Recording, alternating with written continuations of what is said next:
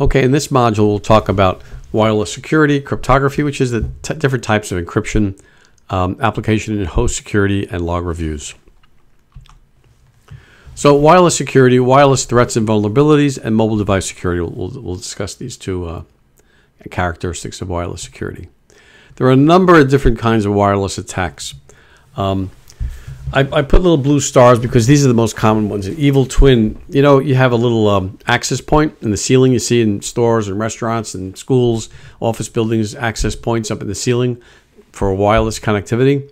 A hacker could put what's called an evil twin in, put virtually the same kind of access point, and now they're capturing all the data that would be going through the normal access point to the rest of the system. They're capturing it before it goes anywhere else. So it's called an evil twin. There's something similar called a rogue access point, which is really when a department sort of puts their own access point in a company. There's a subtle difference, but it's not as much of a problem as this evil twin concept, where a hacker or someone looking to spy on your company or your activities. And there's different, there's interference, there's bluejacking and blue snarfing. One is actually hacking and sort of watching what's going on. The other is taking information from your device through Bluetooth. So bluejacking and blue snarfing are Bluetooth hacks. War driving, these are kind of obsolete things. I wouldn't worry too much about those. But the common ones are evil twin, and this is the biggest one, packet sniffing. Someone gets access to your network through a network closet or some access that they have to your network through a plugging in, could be an employee, and they bring in a packet sniffer. The most common one is called Wireshark, just like it, wire and the word shark. Wireshark, it's free. You can download it yourself. You can look at your own network at home, and I wouldn't take that laptop into Starbucks or Dunkin' Donuts and start sniffing that network, but that you can. It's pretty easy to do. Okay, mobile device management. So we're talking about wireless. Let's talk about the complexities of it, right? You could have a personal device, BYOD, and most companies are allowing individuals to use their own cell phones, but you need to partition it. You need to control what's private for the employee and what's corporate. So a mobile device management product like AirWatch, Mobile Iron, Citrix, those are the three most common ones. You put that little piece of software on that employee's home phone or tablet, and now you can partition and control basically what's happening. If the employee leaves the company, you can wipe all of your corporate information and access to your corporate servers, or if they lose it, you could delete everything. You could actually brick the entire device, make it useless.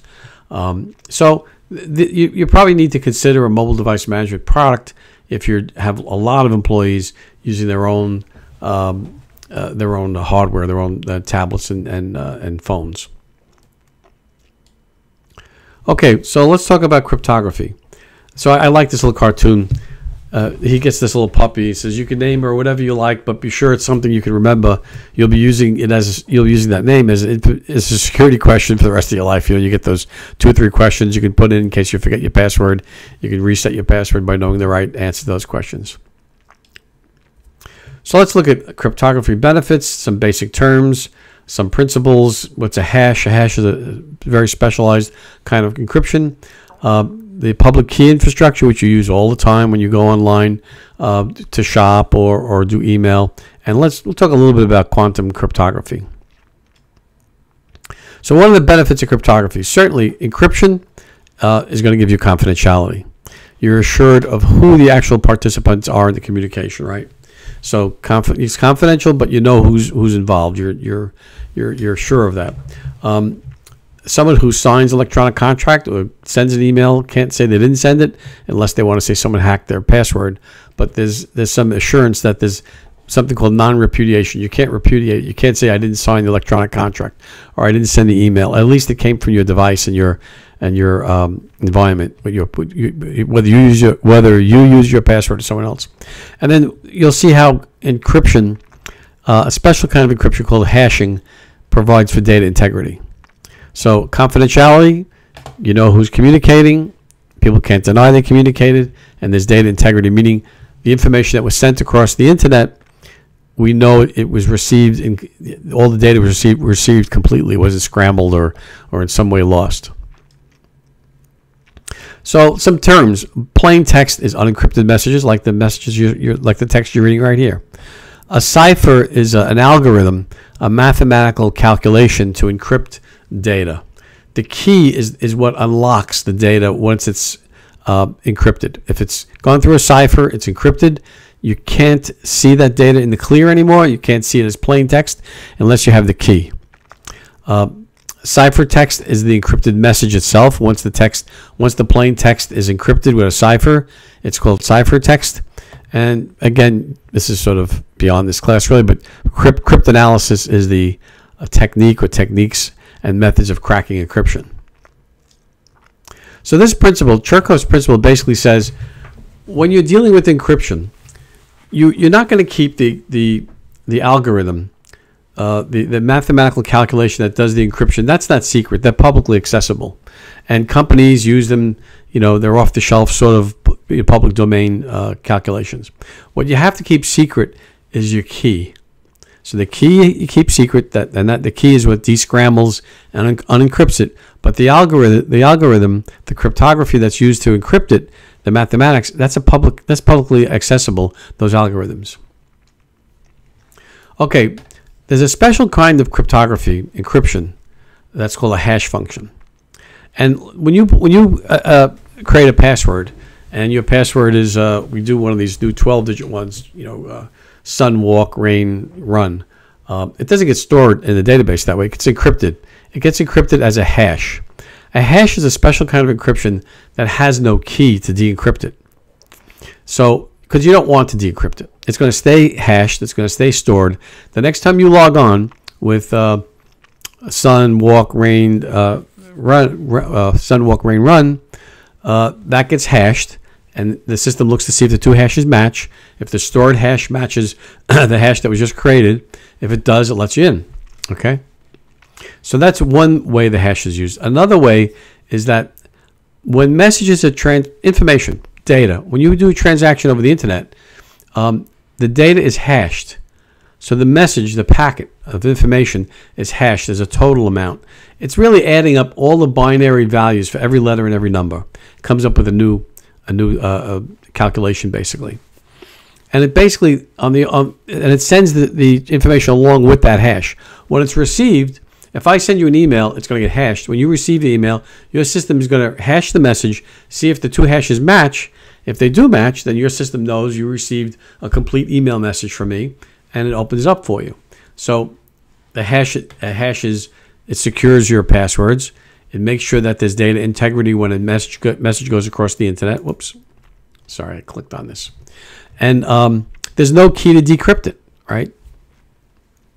Really, all you're doing is making sure that hashes match each other, but there's no way to unencrypt it. You wouldn't want to there's no need to unencrypt the hash value. It's like a fingerprint, sort of.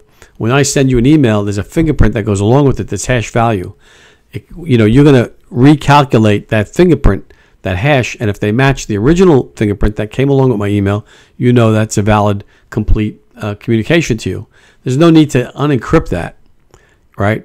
And you definitely don't want to encrypt it when it's used for passwords. So this is a special kind of encryption that's used for these purposes, and it's called the hash function. And we'll talk about, probably the more common kind of encryption you think of, where you can unencrypt a message. So this public key infrastructure, this is where you want to decrypt. So essentially what happens here is if I set up a password, it gets stored. I'm going to shop on abc.com. I get an ID, I get a password, it gets stored, encrypted as an encrypted hash in that system, right? Now I want to shop, but I want to send my credit card information. They have to be able to de-encrypt that. So I'm going to go to that company, and they're going to store a private and a public key. And these keys are different, but they're mathematically connected. They're mathematically linked. So I'm going to take the public key. Anybody could take the public key. Anyone who wants to shop with abc.com takes the public key, encrypts that message. Let's say I'm sending my credit card information. I encrypt it. I send it over the internet encrypted. It gets to the receiver, abc.com. They use that private key to de-encrypt it. Now, the private keys has to be kept private. If the private key is ever, stolen or in some way compromised, they have to get a new set of keys. And there's a whole nother process that, you can make your own keys, but that usually use a third party that ensures that you are the right party, that these keys are valid. It's another lesson just in that, essentially. But the idea is to have a public and private key stored for anyone who's doing e-commerce or wants to send private information that needs to be secured over the internet. Anyone could take down the public key, encrypt it. It goes across the internet encrypted with the public key, and no one can decrypt it unless they have the private key. And only abc.com has the private key. That private key does the encryption, de-encryption. It reads your credit card number. It allows the purchase to happen and sends you the product. So that's where this is a kind of encryption, and it's called asymmetrical because there are two keys, right? The asymmetrical, the different keys, they are mathematically connected because they're encrypting and de-encrypting, the same sort of information that's going across the internet, but it's very different than a hash, which is really like a fingerprint or a way to store privately and securely store permanently your password. Okay. So let's talk a little bit about application and host security. How do you secure your applications that they don't have vulnerabilities? How do you know your applications are not vulnerable, that they don't have problems with the way they've been coded up? So we'll talk about development security operations, sort of a function in IT in companies that do a lot of coding of their own products. Some industry guidelines. We'll talk about secure coding concepts, reviewing your logs, always important to look at logs and audits, and the types of attacks that happen on software. So in the old days, you had development, old days, 10 years ago maybe. There are still companies that haven't really embraced this yet, but you have development and operations. You develop software, operations runs it in the data center. It gets delivered, I guess I should say, the application gets delivered into the production systems, and operations manages it. Today, and then they would look at security as an afterthought almost. Is this application secure? That's not a good approach. Security's got to be part of that whole development process. So it's not just development and operations, it's development, security, and operations. You develop, you have security during the whole development process. Look at what you're coding. Look to see if there are vulnerabilities. Look at best practices. Look at what the kinds of attacks there are that's developing in the world. And so that application delivery has already had security looking at the application while it was being developed. Now it gets put into production systems for use, and operations maintains it. So the whole concept here basically is security should not be an afterthought. It shouldn't be after you develop the software, have someone look at it. It should be concurrently occurring during the development of the application. And there are great places to find good standards and practices. Carnegie Mellon has a whole site you can use, and they have different tools to help try to break into your application called a variety of different things. And then there's Open Web Application Security Project, which is against a nonprofit organization which you can use. But organizations, it's hard to keep up with this stuff, honestly, right? So what they'll do is they'll hire a managed security service provider, MSSP, managed security service provider, and they'll put some software on your important servers and your email servers, and they'll help you track. They'll keep track of what's happening. They'll look at your applications, and also there are companies like Veracode that give you products that check your code as you're coding it, and when you run it in test and when you run it in production. So there are two things that companies will do. They'll run. I don't want to use Veracode, but they're Veracode, IBM. There are a number of good companies that sell products that you run in your software development department to check your code as you're developing it. But then also there are managed security service providers which watch your environment and help you secure it, so you don't have to hire a team. It's much more efficient to have a company help monitor your security remotely through different sorts of pieces of software they put on your network than trying to do it all by yourself. It's hard to keep up with what's happening in the world. So there's server-side and client-side input validation. So the most important thing is, the way hackers get into systems is they'll use any input field, an ID and password field, a search field, an input field in social media where you put some information about yourself, and they'll try to put scripts in there that'll run and execute and steal information or track information. They'll try to run actual JavaScripts in those input fields. So you have to make sure that the browsers that the software that you're running on through the browser is looking at that, is looking at the to stop scripts from going into those. When you run an application that's being accessed by a browser, that has to have those kinds of edits to make sure no one can put script and some command after it, so that you can't access your database remotely through a script in an input field. But hackers are smart, and they create their own fake client-side applications.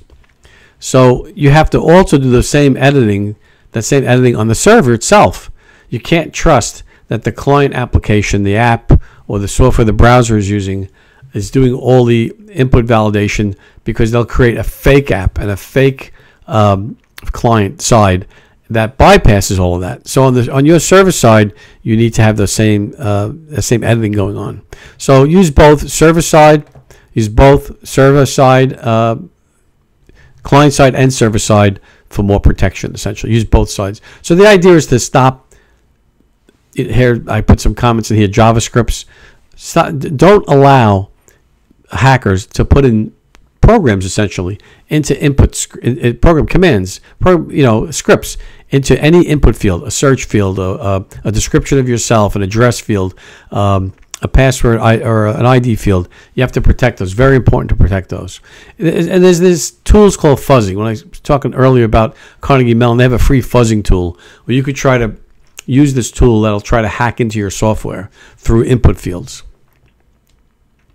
And then logs. Obviously, you need to look at event logs and security logs that are created through your firewalls and your routers, etc. Different various security devices that you may have, or that software that a managed security service provider, MSSP, managed security service provider, they'll put some software on your devices, your firewalls, and on your email service to help manage and monitor what's happening from a security perspective. And those security logs, there's volumes and volumes of information that gets created. And then you have to have your own logs too, and your own audit logs of what's happening. Different people change positions. They should get different access. Does the access change when they change a position in the company? Do they lose access when they leave the company? And then what do your access logs look like? Are you getting a lot of failed attempts? Is somebody using their privileged account? Are they using their account that they should only be using, their ID and password, that account, for when they're doing system changes? Or are they using it just to look at email all day long, and they have that ID and password, that elevated privilege, out on the internet, on the network all day long? So you want to look at those things. So there's a lot, obviously more. There's a company called Splunk. It's gone public, actually, a very good tool for managing these audits. There are products called SIEMs, Security Information Event Managers, SIEM, Security Information Event Managers, that help you correlate all this data, because it's a lot of data. And these SIEMs they sort of sit on top of everything else, pull data from various network devices, servers and switches and firewalls and other devices. There's intrusion detection, intrusion protection systems. There's a lot more than we're covering in this class, but the SIEM pulls it all together. But you just want to have a concept in your head that people are reviewing logs, and that's happening on a routine basis. And that concludes our presentation for now, and I hope you enjoyed it.